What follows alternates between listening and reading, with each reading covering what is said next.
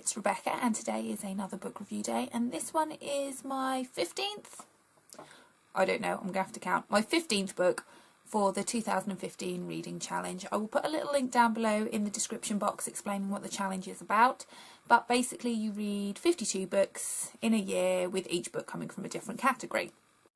And the book that I have read this week comes from the category of a book that made you cry.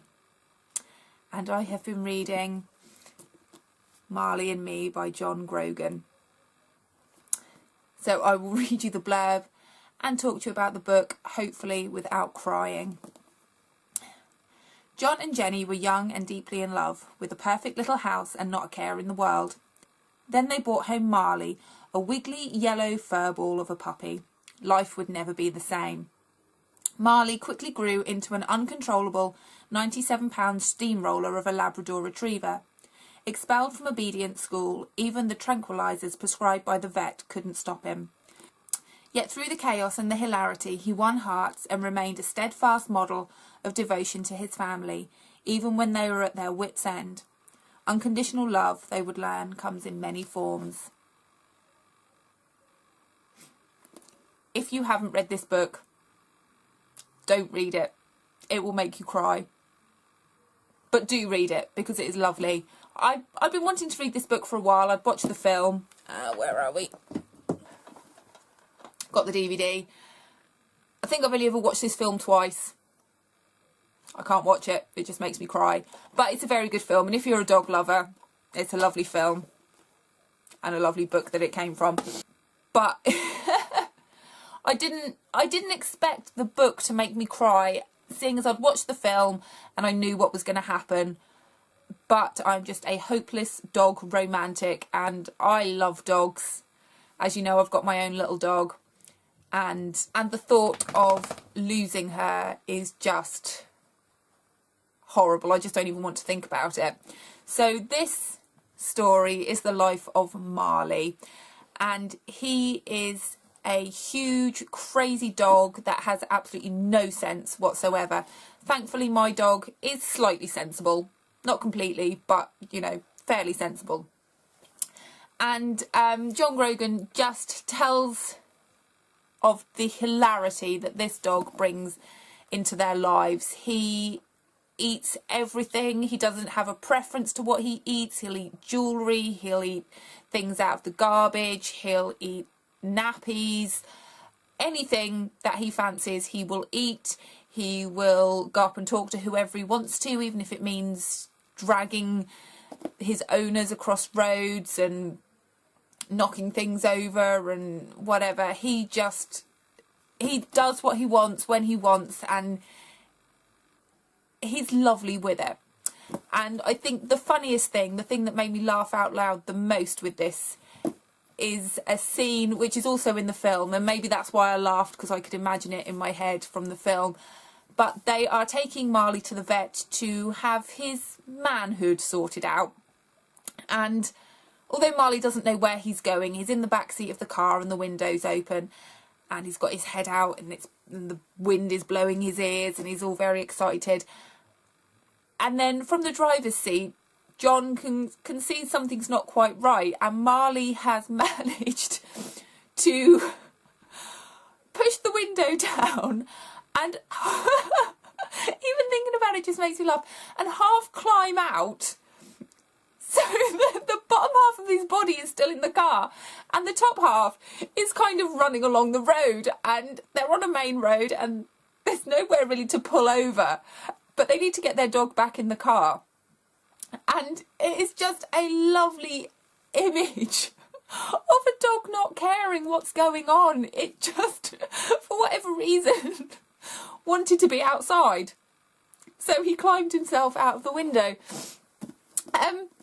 So although I was reading this and I was really laughing because he is just a lovely dog, I knew what was coming, and it is the complete life of Marley. And as a dog owner, I am dreading the day that I have to take my Lily to the vets to be put to sleep.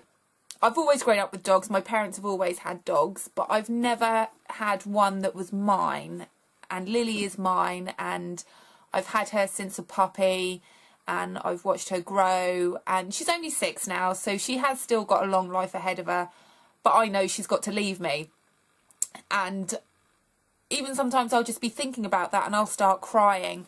And reading this, being a dog owner, it does make you realise how short a dog's life is. I mean, even 15, 16 years, it's still not a long time.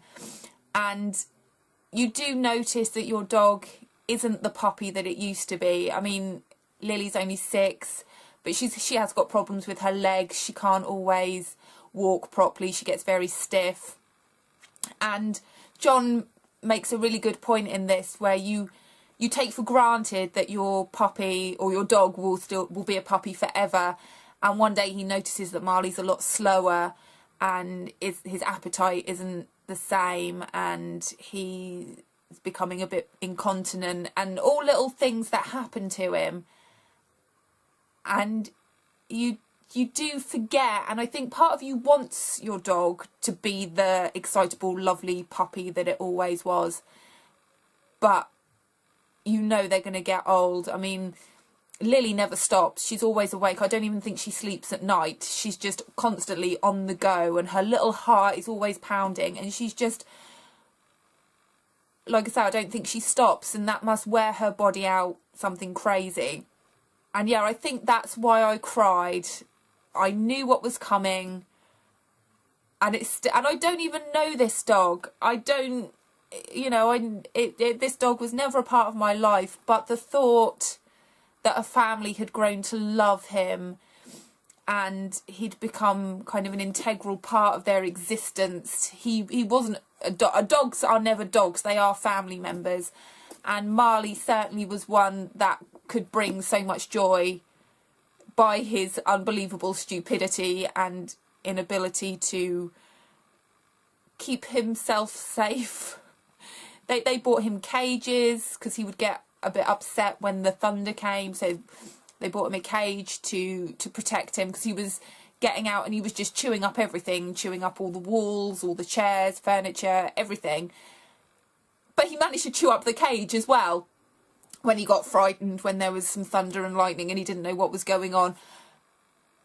And although I love my dog to death, she's not mad. She does silly things, but she's not completely loopy. And to have such a mad dog as this just must have been hilarious, and have given the family so many amazing memories. So this book, it will make you laugh out loud. Even if you've never owned a dog, this dog is hilarious and it will make you cry. I've only just finished reading it, so if my nose and my eyes are a little bit red, it is because I've just literally in the last half an hour finished reading this and stopped crying. But all dogs die, all pets die, and we know that when we get them, and they crawl into our hearts and they hold on tightly. And I wouldn't be without my dog, even though knowing in 10 or so years I've got to take her to the vets and I've got to say goodbye to her. Oh, and she's down here now. Come on, lovely. Oh. Say hello to everybody. There we go. I still don't regret having her, and she's enriched my life, and reading that book just shows how important animals are and how they can make everything so much better, no matter how mental they are or how strange or how weird. They are something that we need to cherish and that we need to love. And especially with dogs who rely on humans so much, we can't help but fall in love with them and get their love in return. So don't read it if you really don't want to cry, but do read it. Even if you're not a dog owner, I don't think you'd be able to read it without falling in love with Marley. He's just an amazingly special, crazy dog. So for my next book, I'm going to choose something a little bit more light-hearted, I think, something to cheer me up, because that one really took it out of me. I was preparing myself for the ending, and it hit me hard. So yeah, something more light-hearted for my next book. So if you would like to hear any more of my book reviews, then please subscribe to my channel. I put new videos out every time I have read a book. I also share some writing advice, and I also like to talk about my own writing and my writerly world and bits and pieces like that. So if you are interested in reading or writing, then please subscribe to my channel, and I will see you soon.